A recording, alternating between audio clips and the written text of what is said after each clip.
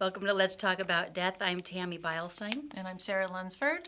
We are going to talk about the stages of death and what that looks like. That just the idea of it can be so scary It can be. to people. Because it's like the brutal reality. Right. I mean, honestly, it is. And all of us, we sort of shy away from it. We don't really want to think about it, look at it. Right. And it's very personal to each individual person. Yeah. Sometimes death can be ugly. And you don't want to see it, but it's there. You need to face it. Other times it can be so beautiful and peaceful, and you just don't know. You just don't know. Exactly. But there are some things that, in general, happen to most people as they go through the dying process.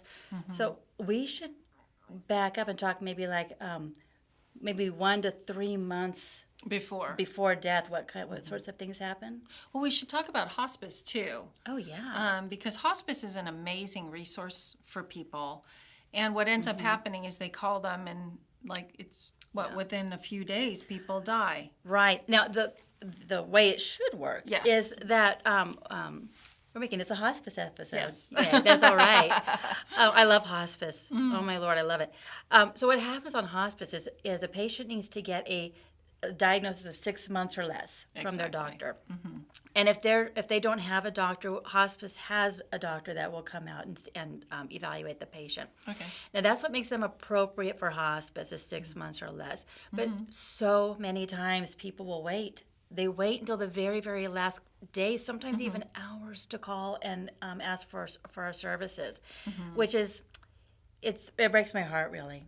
Because there's so much the hospice can offer the patient and the family. There's what comes along with hospice is a nurse, of course. Exactly. Home health aides, someone to help with the necessities like changing the bed sheets and bathing the people. Yeah, and all of that. Social worker who will talk with the patient and with the family about things that they need. They make their final arrangements and make sure that all of that is taken care of. They do that with the family, so they just guide them along. Chaplains, because making sure that all of the spiritual needs are met. Exactly. No matter what faith or belief the person has. If it's not something that, if they're not comfortable talking with our chaplain about it, the chaplain finds someone for them to speak who they will be comfortable with. And then, of course, we have volunteers. They are the best. The volunteers are sort of the backbone of hospice. I don't know if it's the same in every hospice, but in our hospice, the volunteers commit to 4 hours a week. Okay. And that gives the family time to maybe just go in the other room and take a nap, a deep sleep, knowing that there's someone there with their loved one. Or they can run out to the store, do their own doctor appointments, get prescriptions, whatever it is they need to do. Because I think, as you were talking, I was thinking people don't realize when you're doing the caregiving, if you've had children, you'll relate to this. There's not a time that you're off. No. You're always on.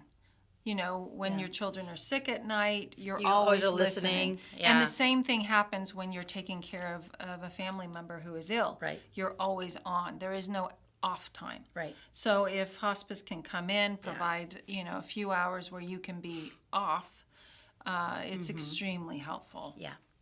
So if you even think that your loved one may be appropriate for hospice, call them. They can, even if it's not time, they can always come out, do an evaluation, have things set up. At least you'll have met them and know what hospice is about. A lot of times a patient gets better, they can graduate, that's what we call it, off of hospice. And then if things take another turn for the worse, they can come back on. There's no limit to that. Exactly. So give your local hospice a call and give them a try. And then the next episode. Yes, we will talk about about the stages of death. Yeah. Yes.